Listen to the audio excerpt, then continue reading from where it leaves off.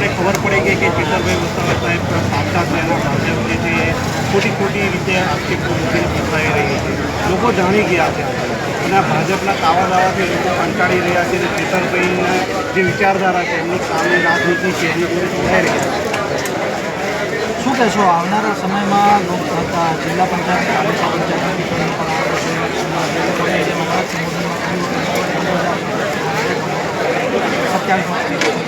છોટાઉદેપુર શું જરૂર તમને મારા પ્રવાસ દરમિયાન જ્યારે હું જાણે અમારી ટીમ અમારે આમ આદમી પાર્ટીના જે હોદ્દેદારો છે દરેક ગામડાની અંદર જિલ્લા પંચાયત તાલુકા પંચાયતની જે સભાઓ કરી એની અંદર ઘણો બધો પ્રતિભાવ મળ્યો.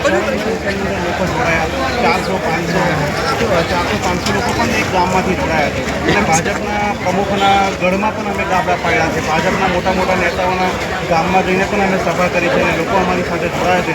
તો અમને વિશ્વાસ છે કે જનતા અમારી જોડે છે અને આવનારી તાલુકા પંચાયત અને જિલ્લા પંચાયતની ચૂંટણીની અંદર અમારી આમ આદમી પાર્ટીને જરૂરથી જીતાશે અને ચેતરભાઈ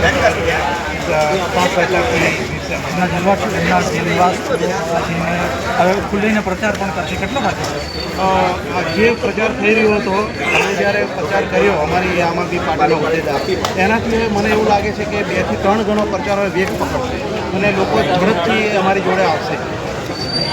કોઈ ખાસ પ્રકારની રણનીતિના મુદ્દાઓ લઈને જવાનું? હા, અમારી રણનીતિ એ છે કે ખેડૂતોને પાણીના પ્રશ્નો છે, વીજળીના પ્રશ્નો છે, ભ્રષ્ટાચારના આક્ષેપો છે, રોડ રસ્તાના પ્રશ્નો છે, શિક્ષણના પ્રશ્નો છે, શિષ્યવૃત્તિના પ્રશ્નો છે, ખાતર બિયારણના જે ભાવ વધી રહ્યા છે એના પ્રશ્નો છે, જંતુનાશક દવાના ભાવ વધી રહ્યા છે એના પ્રશ્નો છે, ગામડાની અંદર જે રસ્તા જે જોઈએ એ રસ્તામાં નથી મળી રહ્યા એના પણ પ્રશ્નો છે.